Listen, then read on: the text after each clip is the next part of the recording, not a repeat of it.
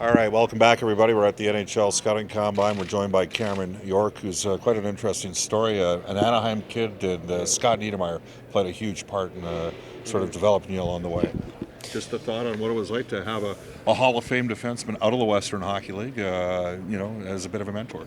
Yeah, no, for myself it was huge, and as a kid, you look up to him, and being out west, I was able to watch him raise the Stanley Cup with Anaheim. So, just a guy that I look up to, and off the ice, he's just a really good guy and super down to earth. So, you would think that with a guy that makes $7 million a year, that he would have a Bugatti off the ice, but he's got a Honda Civic, and it's a super down-to-earth guy, and I think as a kid to see someone that good and as humble as he is pretty special. So We've seen a movement with smaller puck-moving defensemen. It's kind of your game as well.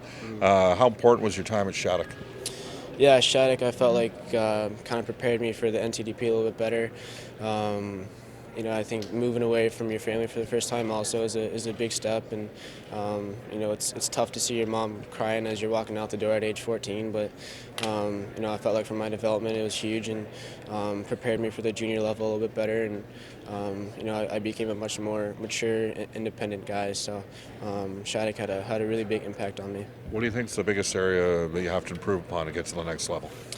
Yeah, to get to the next level, I think physically, I need to put on some weight and get a little bit physically stronger.